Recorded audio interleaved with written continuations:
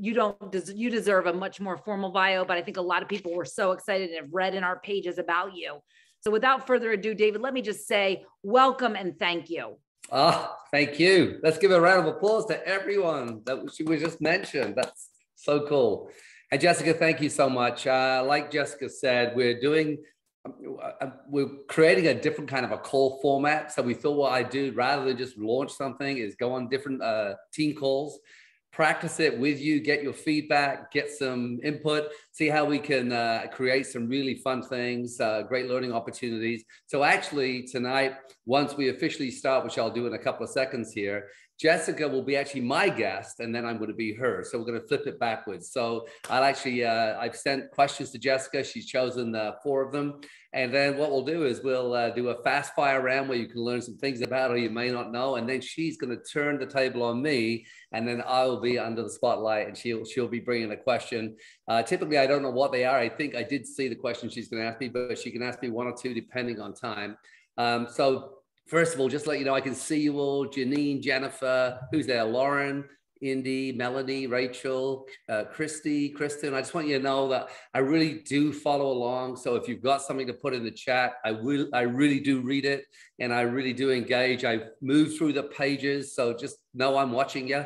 I'll have my eye on you. I see you, Sherry, scratching your head. See, I can see everything. All right. With that being said, though, I will do the formal introduction of Jessica afterwards. I'm going to record it afterwards, and I'm going to splice it in. So we're just going to get going because you're all here. I don't want to waste any of your time. Jessica, are you ready? I'm ready. Absolutely. Okay. So what I'm going to do is I'm going to move this into the speaker mode, and here we go. 3, 2, 1. Hey everyone, this is David T.S. Wood, and welcome to Master Your Mindset, Sharpen Your Skill Set, where I bring different guests on every week, and I put them under the spotlight with a rapid fire round with questions they've chosen that they really want to answer, that they feel will impact their teams, and then they get to turn the tables and they get to ask me anything they want in personal development in any area. So with that being said, Jessica, thank you so much for being so unbelievably amazing as, the fastest growing team globally. I mean, that is such a unique thing to come out of someone's mouth. We're talking about the entire world, all these different countries, and yet the fastest growing team is right here. So let's give Jessica a big round of applause, everyone. And Jessica, I did send you some questions. I'm going to ask you a few of them right now. Why did you choose Isagenix? And how do you cast a vision for a brand new person? It's so important today. I know that moves and changes slightly, but why did you choose Isagenix, and how do you cast a vision? I love this question because our team is growing so quickly. As Dreamers in Action, Lauren Frierson's team is growing equally fast. And I want to just say, a lot of you may not know my background, but I think it's really important just to share, because I've told many of you, there's probably not many things that people would ask my input on, but network marketing companies is something that I knew really well.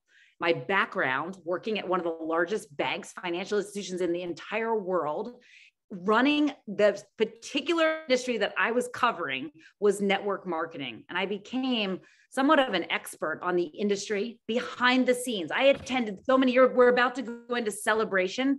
I want you to know that I attended a lot of major events of some of the major network marketing companies. I looked behind the curtain of these companies, and more than anything, I really understood their compensation plans.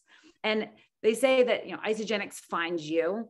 And truly, I believe so much that Isagenix found me, but there is no other company. And I say this with absolute certainty. There's no other company that would have brought me out of corporate America and shown me what we could do here. As soon as I saw this company, and as soon as I really put my identity as a network marketer in Isagenix, I knew the sky was the limit. I knew that there'd be faces like yours, part of our team, that we could literally go to the moon with this, that there's no cap. And so I chose Isagenix because I knew that when I saw this vision, I knew there was no way we could fail if we followed the tracks that Kathy and Jim have really set in, that people like David Wood. And when you look at this company, you look at the level of professionalism, the fact that we have someone part of our leadership team, like a David T.S. Wood, it's unheard of in these companies. So I would say the compensation plan, the products changed my life, the caliber of our executive leadership team, and truly the kind of decision-making that they're doing for the future. I've never been more excited. 8.5, almost 9 years in, I've never been more excited. How I cast the vision, if you guys know, I have 3 bullet points, and I'm going to a lot of people, cold market. I'm living at a beach. So I'm seeing a lot of people who come to this beach for vacation, and I get talking to them about what we do. And if I think they would be amazing, I can tell. It's an energy state. It's an excitement. It's a fun. There's a woman who rented a house next door to mine. We got to know each other over the week that she was here. And by the end of the week, I just said, you have the most magnetic personality. You would be amazing at what I do. And I said this, and she said, tell me more about what you would, give me more insight. I know you're in network marketing. Tell me more. And I said, we have a suite of market disruptive products that will change your life, that the world is clamoring for. We have a 3-step simple system for sharing it, a blueprint to show you exactly what to do. And we have a compensation plan that will make your eyes pop out of your head. You do this. And that's the way that I cast the vision. I say, we literally have a rocket ship here. So good. That is awesome. You know, Pablo, if you just want to mute your mic, say that fast, mute your, that one. You said that. I want you to repeat those 3 steps again, because I know everyone's there. There will be the recording of this as well for people, but just repeat those one more time, because it's so simple. I mean, when people cast visions, they often get lost in so much, but you just did something so powerfully in so few words. And I think anyone who, and you also said something which I think is really important. You said, if I feel they'll be amazing, which means that your radar is programmed to find amazing people, which I would guess is because you're amazing and what you project is what you pull back. But go through those 3 steps again, and everyone listen up. And what you're taking away, I want you to put in the chat so we can see what's landing in your brain. That's what I most want to know, is what you're taking away from this call. So Jessica, just repeat those for me. And I want you to qualify. I want to qualify, and I want you to listen to it through this lens, because people say, oh, I love your verbiage. Guys, do you love my verbiage, or is it my energy? Because I'm excited. And so that, I want you to hear this. It's not so much what you're saying, it's how you're saying it. There was a concept, and I'm just going to deviate real quick because I want to just tell you this. When I was in sales, leading sales teams, there's a concept that I used to tell people. They would say, how do you have these meetings with these unbelievably senior executives? How did you walk into the door and talk to the vice president of marketing of one of the largest companies in the world? How did you get that meeting? And I call it a little strategy called excite and confuse, because I would walk into the meeting and the man would say, I have no idea what we're going to talk about, but I got your message and you were so excited. I knew I had to learn more about it. So when you're excited, people just want to know. I want to follow you down the street because you're so excited. So what I say to this woman, what I said to her, what I say to people all day long, practice, guys. I've practiced this a lot. I'm saying it only to qualified people. Would I want to work with you? Would I want you at my dinner table with my kids? Would I think you're a role model to my children? Would I want to hang out with you in really awesome locations? I'm looking at so many faces who win free trips. So if I'm answering yes to those questions, I'm saying, oh my gosh, Janelle, I have a hold of something I think you'd be awesome at. I have these amazing suite of products, game-changing, transformational, change your life kind of products that everyone is looking for. We have a 3-step simple system for sharing it, and it's proven. It works. We know it. And we have a compensation plan that is bananas. You won't believe it. You won't believe the opportunity here. There's no ceiling. It's up to you. You can make of it whatever you want. And those are the 3 bullet points I'm hitting with people: transformative products, simple system, compensation plan. And she said something, I'm not seeing it in the chat, but I want you guys to come along for this. She said, and she practiced it.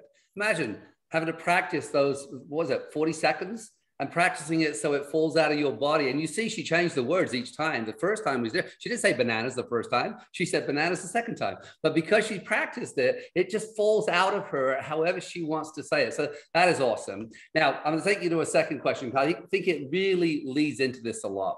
What is a common myth or something people misunderstand about this great profession of ours?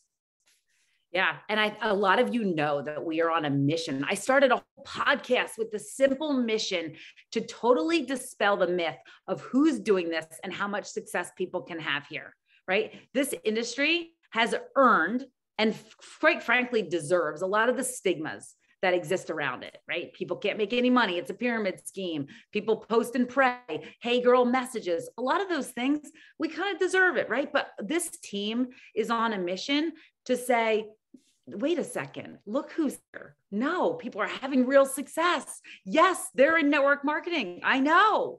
And so we're here to tell you that this industry can be done beautifully. Are there bad actors? Yes. Were there bad actors in accounting firms, banks, car dealerships?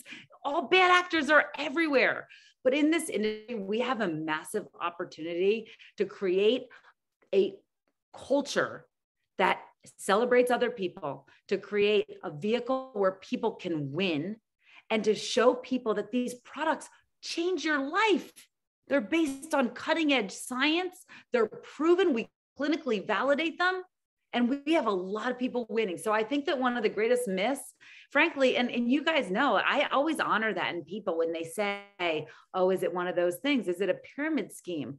And I tell them, like, I understand where you would feel that way. Absolutely. Honor those people. Don't just shoot those people down or feel defensive. We just need to get past that.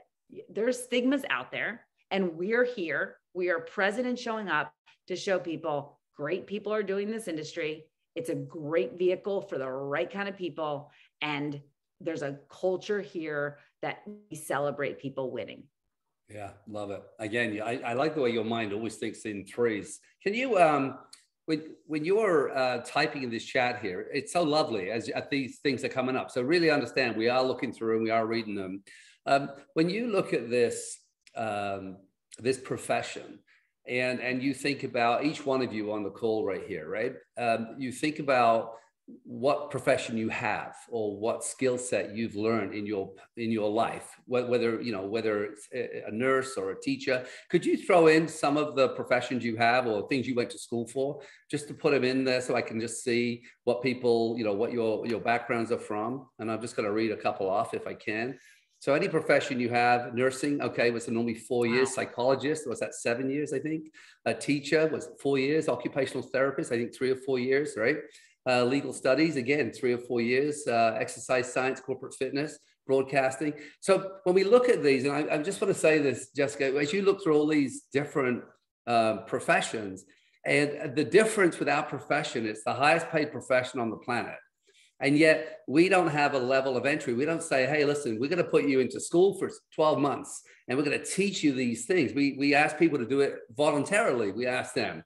And you just said something earlier about the practice, is that you practice until things come out of you elegantly. And you treat this like a real profession. I know you didn't say those exact words, but what is it? I know this isn't one of the questions you asked, but I just want you to sort of touch on that. You say there's some bad actors, but quite often there are people who are sitting on this beautiful thing, but simply don't treat it. They don't think of it like a business and like going to school for a few hours every day just to learn and master things. Talk a little bit about that journey, how you had to adapt from one profession into this profession, and what was your level of commitment to grow and learn?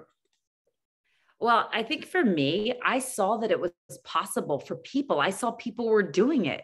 And so guys, I want you to hear this, that if it's possible for all of those other people, it's possible for you. And there's a couple variables to determine what level of success. There are people on this call that I truly believe, people listening, that be unbelievable top incomers at the top of Isagenix, massive teams, rows and rows of people at Celebration and NYKO and UIA. You will literally change your family's life for multiple generations. I believe it. You're here, you're listening to this. But what are the variables? The variables are exactly what David asked. How committed were you? I watched my oldest daughter walk out of her bedroom. A nanny was raising my kids. I was in corporate America up to my eyeballs and I saw no way out. And I watched my oldest daughter number one, come out of her bedroom with jeans that were probably 4 inches too short because I hadn't made time to go through her closet and to be present that she had clothes that actually fit her. And here she comes walking out, this picture of innocence that had just grown to this coldish little girl. And I just thought to myself, I'm missing it.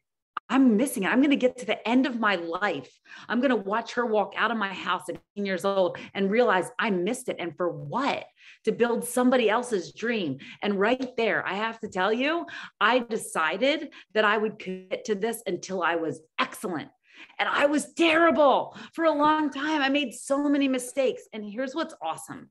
I'm looking around at some of the people on here, a Kim Momstrom, a Denise Wiggins, a Brandy Brokaw, Anna Nicholas. And I'm thinking, we've done some things that have given us great learning.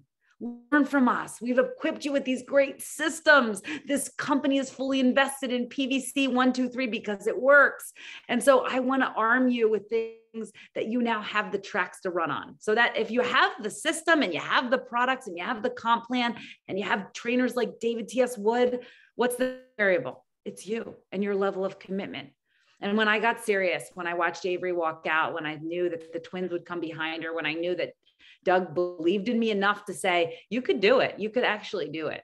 I just said, oh my word, get out of the way. I remember sitting next to you, Lauren, at an event and just saying, they should lock these doors. I'm about to run home from Dallas, Texas to Philadelphia because I'm so excited. We got this.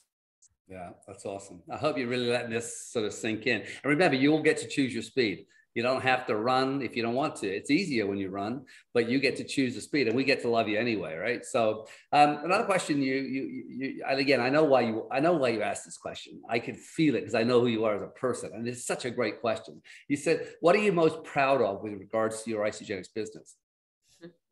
Oh, it's not even a question. Like I could get emotional to tell you what excites me the most. I mean, David, you said this, and we've had some great accomplishments, but honestly, what excites me is watching families change, watching the leadership rise up. And I remember Lynn Hagedorn, one of the number one incomers, the number one or number two income earner in this company, told me that if you want to be really successful, you need to be dispensable as quickly as possible, meaning that the team doesn't need you. And I made a lot of mistakes in the beginning where I didn't empower people enough. But now to watch these unbelievable leaders rising up, that's magic. That's what I'm so proud of. And watching them lead their own teams, a Michelle Stanton, a Holly Kirsch, a Sherry Malanga, Janelle Kelly, Kim Momstrom, watching these people lead their teams, watching their income completely change, watching Ashley DeChico buy a second home on the water for her family at the Jersey Shore. And I just look at that and go, wait a second, you're living out these awesome dreams. It's possible. So I think, David, that's what gets me so excited to watch and be so proud of. And that the more we can do that, the more excited and fired up I get. And I think most people know you on the call. When I do your introduction, it's the fact that you've fostered, and correct me if I'm wrong, but fostered 9 children and then, adopted your youngest, Trinity, right? Yes. I just think that says such volumes about you because, families is really at the core of why you do this. And that's what came up there, the word families. And obviously even how fast your team is growing, this balance with Doug and the way you're able to raise a family. I just want to commend you on that. So everyone, just put in the chat, if you are so grateful to really have someone like Jessica, whose passion really, there's an osmosis that goes on every time I'm around her. I feel it. Just put a 2 in the chat. Let's just send her a little bit of love before I ask her this last question, and then we're going to get really silly and we're going to turn this thing on its head a little bit. Yeah, that's all that love for you, though. So grateful. Share the number one takeaway that you want this audience to absorb during this short call. What's the number one thing you want them to grasp? And guys, really listen to it, write it down, type it in the chat, make sure you really listen, because this is going to be important for you to think about. If I took this one thing away, then the things I want in my life can change. So okay, so the number one thing I want, and I hope that you look around the squares next to you, to the left, to the right, and you really just seriously look at yourself in the camera, look at yourself and look back. And I want you to hear this right now, more than ever before, in my almost 9 years in Isagenix, and there 15 before that of knowing this industry, I want you to know that I truly look at this and say the runway is clear and you're the variable. The runway is absolutely cleared for you. You're in the right company with the right plan. There's no one better. There's nothing I can tell you with more conviction and certainty than there is no other company that can hold a candle to us, especially right now. And this industry can change your life. But this is what I want you to write down. The runway is clear and the variable is you. Lovely. I'll give you a chance. The runway is clear. Okay, so we're going to move to the rapid fire round. Remember, I'm looking for feedback on this. We're still going to tweak this. I just didn't want to, the talking heads, two people yakking at each other. I want to change it up. So we're going to go rapid fire. They're going to be 1 or 2 word answers, but no big long answers on this one. I've got 12 questions for you. So here we go. And people, you may want to write some of this down too. So what book, podcast, or other resource do you recommend the most? I love the book, Excuse Me, Your Life is Waiting by Lynn Grabhorn. I listen to it whenever I need to pick me up. Repeat it again because you cut out. Excuse Me, Your Life is Waiting by Lynn Grabhorn. That's a great parallel to the runway is clear. All right. If you had to describe yourself in only 6 words, and remember everyone, this is good stuff, because if you get these 6 words, maybe it's one of these words you want to work on. So it's not just listening to what Jessica's description in 6 words of her is, but maybe one of those words you're going to go, I'm going to work on that one. I want to have more of that in my life. So, all right, describe yourself in 6 words. What would they be? Yeah, coachable, committed, driven, impatient, committed to learning, and an introvert, believe it or not. I don't know if I had that question in advance. So I hope that's all right. Oh, I don't send everything in advance. Yeah, you guys can all type a word in there if you want. One thing that you know about her, so that we can help her with that. If there's a word that you know, like humble, amazing, kind, these are some of the things. This is for you as well. Now, and I want to be clear now, there are quotes that I live by. There are quotes I use that I live by. And I don't ever say a quote if I'm not living it. If it doesn't exude out of my body, right, then I don't use it. So what is your favorite quote that you live by? Never say never. Love it. Love it. Yeah, that's so you. And what's one thing you do in the mornings to set up your day? Oh my goodness. Every morning, every single morning, there's probably 3 things that I do every single morning. I literally have it out because this is where I'm working now, my new beach house. I do pour into my mind with some kind of, if it's a devotional, personal development. I do birthday messages every morning, and I sweat every morning. So those are the 3 things that I do every morning. But birthday messages, you better believe it. And goodness gracious, the last thing I do, everybody who knows me knows I do this.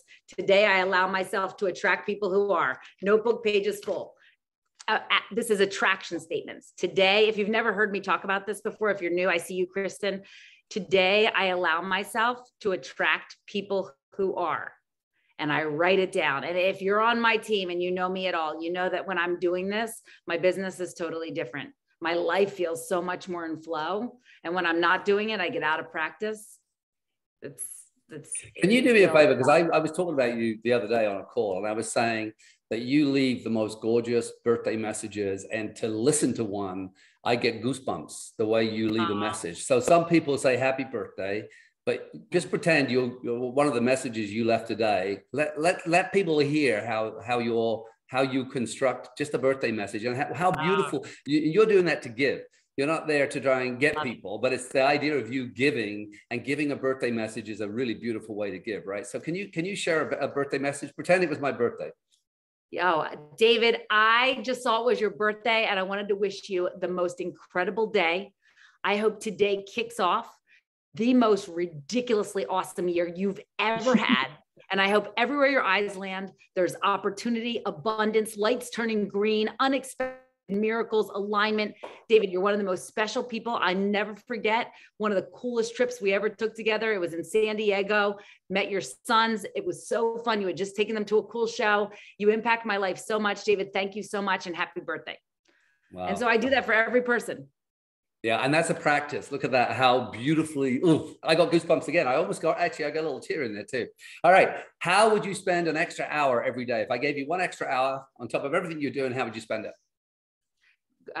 With gratitude and attraction, just envisioning the movie playing out in my mind of what I want to happen, not just for me, not just for our family, but for everyone I know. Because again, if you know me, you know that I'm spending a lot of time visualizing the life that I live in an alternate reality so much that I get buzzing. And that's the state that I want to be in. And just so you know, what I believe so much is really what the catalyst is to create a new reality is the feeling part of it. So if this house that I'm in, we just built this. It's my dream house. Anyone who knows that I've been dreaming of this house for a long time. I used to cut charcuterie boards in other people's homes here so much. I would pull in their driveway and I would tell my kids, how does this feel? Are you guys so excited about our new house, carrying the groceries? And I would feel it till we buzzed.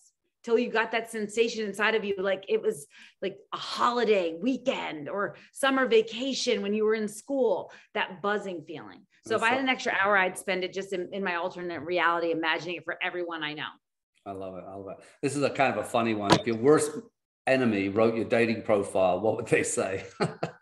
If my worst enemy wrote my dating profile, yeah, they'd say, she is tenacious, is too much tenacity. She will never, if she wants something, she will never relent. Awesome. All right. What's one of your biggest fears? Biggest fears is the fact that when spiders. Oh, perfect. Okay. Awesome. But some people, they look at people like you and they don't think that you have stuff going on like everyone else, right? So who has been most influential in your life? Oh, goodness. If I talk about within Isogenics, without a doubt, I want to tell you actually, Lauren Frierson, get yourself a running partner, whether they're financially connected to you or not. Get yourself somebody who pushes you to be better, even if it's not in Isogenics. But I'll say that Lauren Frierson, no matter what, we've been through a lot of things, and we just recorded. She did a podcast for me the other day, and she talked so beautifully about how when we've been through this company, the waves of life together, not just Isogenics and great success and low times, but also just. She's encouraged me more than anyone. So I really want to honor you, Lauren. You've been so influential to me and impactful. That's so beautiful. And what is the best compliment you could pay yourself? I mean, we know you're humble, but what's the best compliment that you could pay yourself? The best compliment is when I'm able to look in the mirror and say, you master your emotions. That's going to be the best compliment and I work on that all the time. But I honestly heard Janie Elo once say that the people who are most successful in this company are the people who've really learned to have a full control of their emotions. And what that means, guys, is if you're out there and you feel any kind of discouragement or disappointment, someone says no, someone returns, that it's not even it doesn't even affect you. It's just and David, this is something beautiful that I really learned from you. Awesome. What's your favorite hobby? Reading books. So good. And this is David, I just wanted people to know that like I am so quirky and so awkward. Adrienne McGovern is on our team. She lives in my town in the summer. I used to live across the street from her at the beach. She knows I'm awkward. And I think, gosh, I am so socially awkward. If I could do this business, anybody could. I like to read.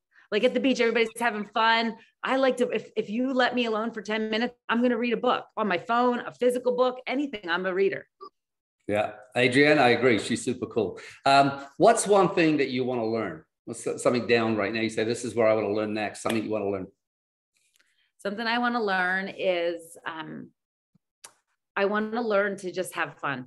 If I'm being honest with you, I'm so driven and so red. And some people who know me know, like, I may have to come for a visit.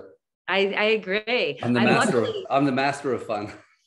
It's so good because I travel with people like Denise Wiggins and Erica Rothenberger and Holly and Ann. But thankfully I travel with them and they have and Ann Nicholas, oh my gosh, just infused me with having some more fun. But I hope you see this in me, that like the big flaws in me are that I'm so driven that I have to work at having fun. I'm looking at all you yellows, like you have so much fun. I actually have to be intentional about that. And it's not fun to be around someone. It's not fun to be in a body that's so like, It's exhausting. So that's what I want to learn. I want to learn to just relax and have fun. Awesome. That's so good. All right. And now everyone has a superpower. We talk about it a lot. I belong to a group with Jack Canfield, and we always talk about our personal superpower.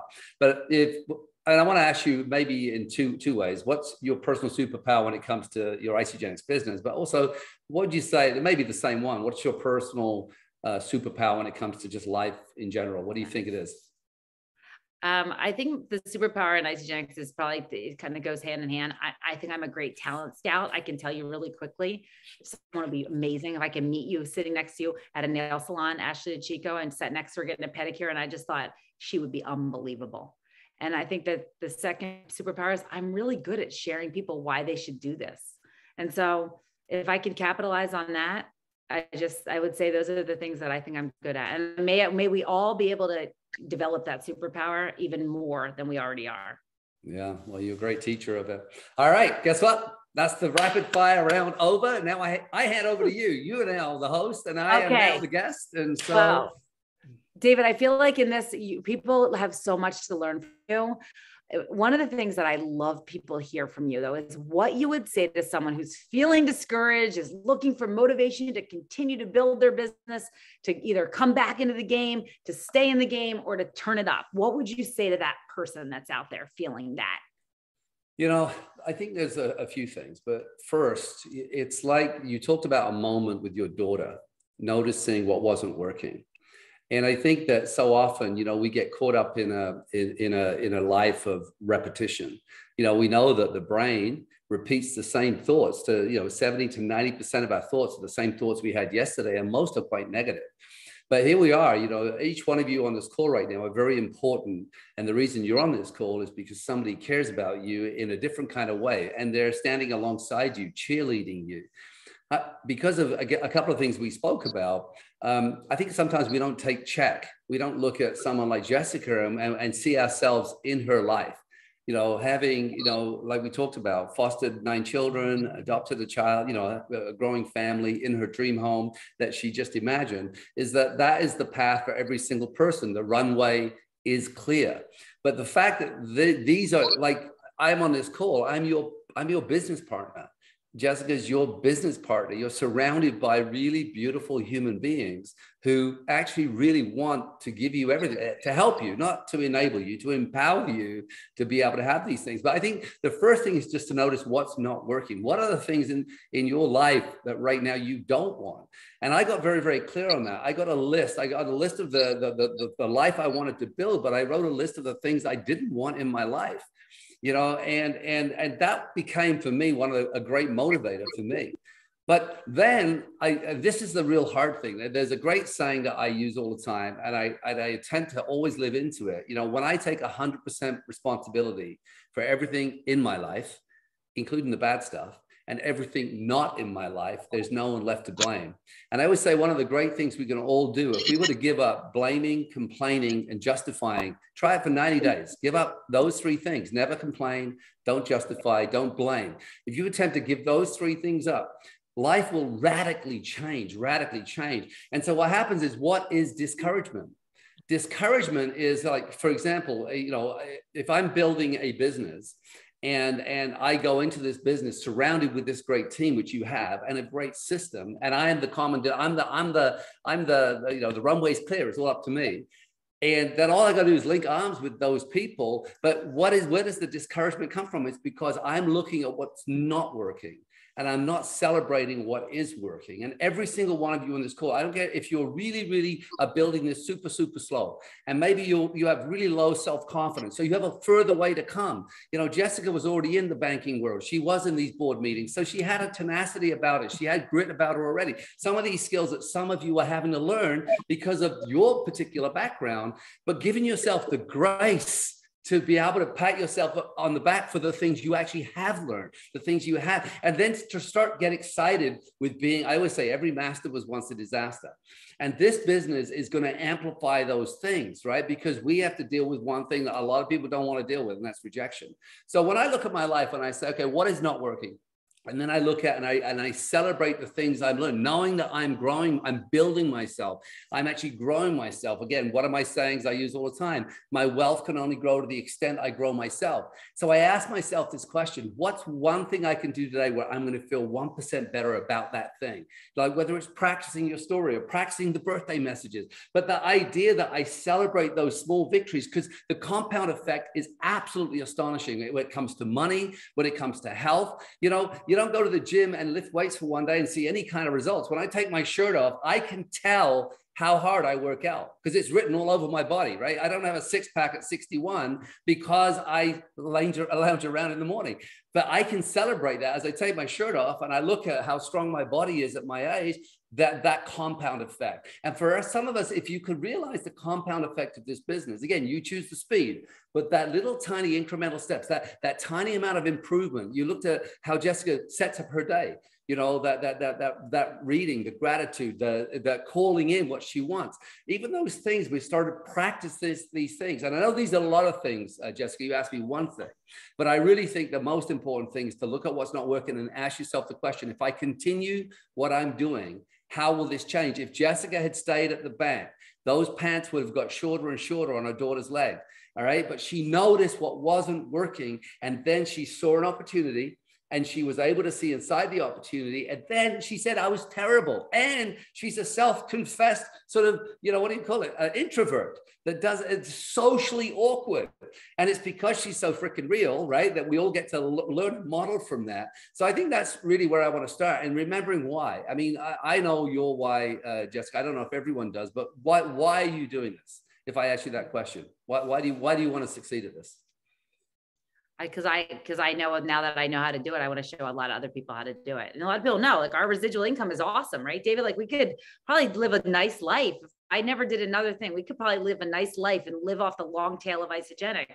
But people ask, why do you get up so early and do this? Why do I take meetings and calls? I literally brought a whiteboard, and Brandy's been the beneficiary of this. And so has Adrian's people. I brought a whiteboard down here and be like, why do you walk off the beach to go cast the vision, to do these vision calls? Because if now we're good at it, we can show people how to do this. Heck yeah, I will. Yeah, yeah. And, you know, again, having been around the company for 18 years, I've watched these journeys. I've watched people grow. And some of the people who you look up to and you think, oh my gosh, you know, like Jessica, but other leaders that you look at, if you had seen them in the start and how messy and how uncomfortable and how some of them were, you know, were just awful network marketers, and you see the life they lead and what they're able to do. And I think going to bed with purpose, Jessica, I know how it feels to go to bed with purpose and wake up with purpose. That's a very different feeling from getting up for a job, right? Yeah, absolutely. Absolutely. Just exciting. And I think that's another tip. That's another pro tip that I learned. And it's when you go to bed, the gratitude is the last thing. And then I play that movie. That's the last thing. And I think my reticular activating system, my conscious mind, is making that reality while I'm sleeping. It's literally creating that new reality. I wake up excited. Yeah. And, you know, having that routine, you know, I always, like, it doesn't matter what's happened. You can see I was in the sun quite a lot this weekend. We had a very, very late night. But when I walk in that shower, when I walk out, I'm on fire every single day. So I always know that I could be not feeling great from when I walk from the bed to the shower. But when I walk out of that shower before I go to the gym, I am fully energized because I've put that association into that water. When it touches my skin, I bring everything good. I remember the things I've done great in my life. I reinvigorate them and I come out with a whole pack. Knowing I always try and live life as if this is my last day on earth and my first. The first is the curiosity and the fascination and the wonder of life. And the last is no regrets. It's living fully and squeezing the juice and not allowing the minutes to just slip away, right? I love that. All right. Well, David, can I ask you another question real quick? Yeah, sure. Yeah. And I'd love you to just couch this around the story that you once told about the being stuck in an elevator. But I love that story because it's a perfect illustration of mastering your emotions. Would you mind sharing that? Yeah, I teach this at the UAA. I don't know how many of you have been to a UAA, but if you push a 1 in, I'll see how many of you have been. But I'll tell this. I could tell you many, many stories. Thanks, Michelle, Jeff, Ashley. But I was, people always ask me, when do I become nervous because they don't see it in me very often. And I say, when I've written a program and it's been in my head and now it's on paper, and now a whole team's assembled. And I was doing a 5-day program called Good to Great. And it was a training program, and people had come from all over North America to come to my hometown in Kelowna. And it's about 11 o'clock at night. I'm going up in the elevator, and the elevator stops. And so, you know, I look, I push the buttons, nothing happens. I get on the phone. I say, hey, I'm stuck in the elevator. And they said, oh, don't worry, we'll send someone. I said, oh, good, no worries. Anyway, I'm stuck in there alone. That wasn't the fantasy I had, but that was what happened, right? And there's all these halogen lights in there. I can't believe how many lights are in this elevator. And I'm wearing a pair of shorts. I got my flip-flops on. I got a T-shirt on, right? Anyway, so suddenly a guy comes and he says, David. I said, yeah. I said, you okay? I said, yeah, I'm fine. I said, do you want me to open the door? He says, no, it's too dangerous. Please don't touch the doors. I said, no worries. He said, we're calling someone. I said, all good.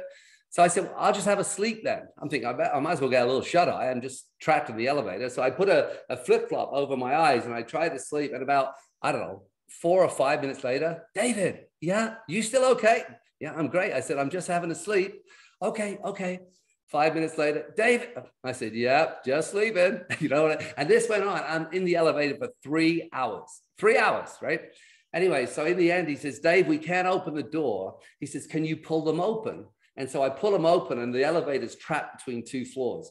And I climb out, and there's a lineup of people. There's the manager from the hotel, the assistant manager, there's some staff, there's someone from the fire brigade, there's someone from the elevator service who couldn't open it. And I went, good night, good night, good night, good night, good night. And I walked off, and they're like, you could just see they're thinking I'm going to shout or scream or whatever. I didn't ask for a free bottle of champagne. I didn't ask for a free room, right? Because I had witnessed someone in an elevator who came out very differently. He was in there 20 minutes and he came out so angry and screaming and spitting, just completely want to rip the manager's head off, like the manager deliberately locked him in the elevator. So the philosophy I use is there are events that happen for me that I was stuck in an elevator. I could tell you another one about when my car was written off with my kids in it.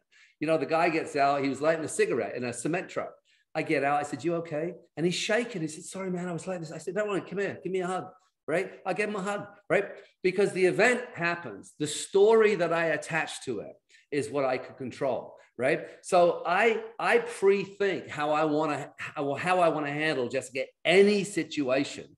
But you know, my son just rode off his car. How do I approach that? How do I bring this philosophy? No story, no problem. I get to control the story. And so many people, we get seduced into thinking that our victimness is what connects us to people, when actually it's not, right? The only people we connect with when we're playing the victim is other victims. It's like this. Imagine someone walks into work, right? And they walk in and they're like, oh my God, I nearly died. And you say, what happened? I'm driving along the freeway and this guy's cut in front of me and almost hit me. I need a cigarette, right? I mean, that's how the mind works. But imagine the same person walks in the office, they walk in, they go, oh my God, I need some champagne. You say, why? Well, I'm driving along the freeway and this guy at 90 kilometers an hour misses me by 1.5 inches. It's a miracle. You know, that is how we can live. So I live my life. And again, if you follow me around with the camera, every situation where I have a choice to make up a story, I make up a story that supports this emotional, you talked about, what did you say you want to have? Emotional, Jessica? Emotional, what did I say? Control, or, you know, control your emotions, yeah, right? Yeah, exactly. I want to learn to be a master of my emotions. Well, it's like this. You know, I met a guy who was in an accident and was a paraplegic, right? And it was interesting to listen to his wife tell me the story that with the day it happened, he was there with his 10-year-old son when I heard the story, she said he never once complained. So I've already decided in my life, if I end up, and I fly planes, I drive boats, I ride a motorcycle. I mean, so I'm always doing things that put me on the edge, right? And I always think if I wake up as a quadriplegic or a paraplegic, I know exactly what I'm going to say, because I want to model people. And what he said to his wife when he opened his eyes was, don't worry, honey, everything's going to be great. Right. And I already have that philosophy in my world. So I think about anything that can happen and how I want to respond, not react to it. So I control the story. The event, no story, no problem.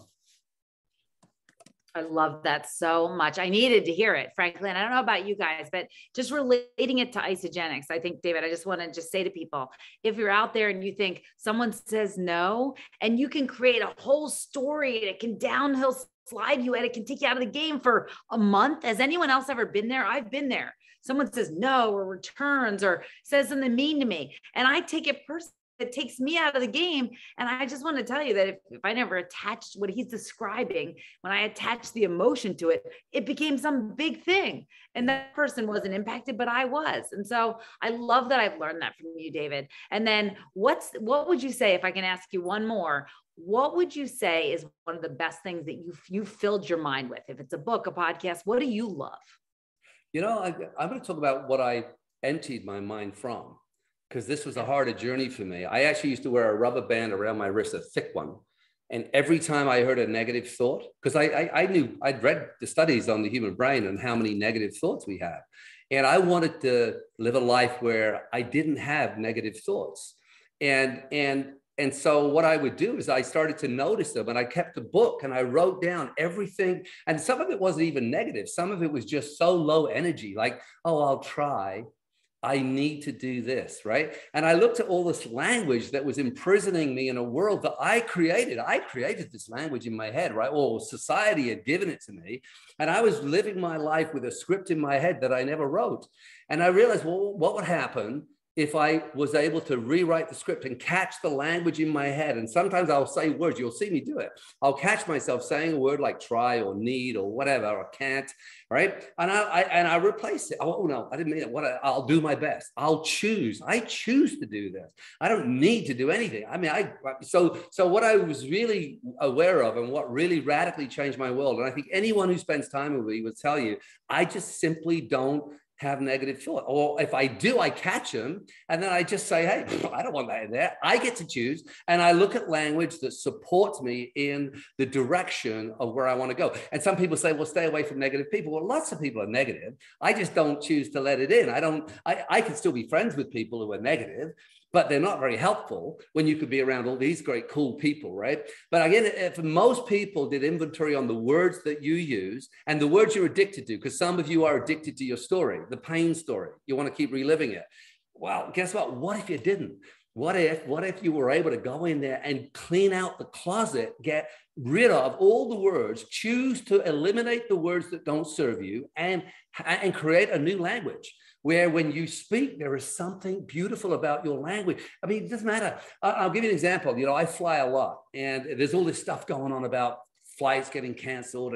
And I listen to people talking about it. It's like, Jesus, you know, we're at 37,000 feet and someone's serving you a glass of wine and you're worried that you can't, but we just like, we want drama. And I think, you know, like the last 2 years, I've honestly been the best 2 years. I've had such an extraordinary time because I choose to live that life. So I do think that what we think about, and you've proven this, Jessica, what we think about, we create. And I think that one of the things that I really did first was eliminate negative thinking and replace it with great thinking. And then again, being around great people, I really love great people, and I love asking hundreds of questions. So when I find someone like you, if we were sitting alone, I probably would ask you 100 questions just to suck out the goodness of how you think, right? So, and I want to just honor when, if I ask you your superpower, there's so many things that I think one of the things about you is that this deep fascination with people. Guys, I think if there's anything that you take from this and just see this model in David, that he makes people feel special. And when you do that, people will follow you down any path. They will want to join you. If you see people, if you look for the greatness in people, and David, you do that so well. It's funny, I wonder about that top 10, whether we do the call and you ask me 10 rapid fire questions, right? Because I think what I look at as one of the greatest superpowers I have is kindness. I am incredibly kind all the time. With strangers, with people I know, but kindness is the ultimate superpower. And kindness is such a special force because actually it takes you, sometimes, you know, I'm busy and I've got stuff to do, but if kindness calls and I see an opportunity to be kind, I'll go out of my way And what I found, which is I don't do it for this reason, but when I am being intentionally kind all the time, magical stuff happens everywhere. It's almost like doors fly open, and it's not, but you're not doing it for that. And you live in a world of absolute possibility. I remember driving, it's on my social media. It's David T.S. Wood, if you ever want to go and have a look at it. But there's a story there when I'm riding along on my motorcycle and I see a guy with no shoes on his feet and it's kind of full. And I'm like, what? And I pull over off my motorcycle. And guess where? I was right in front of a shoe store.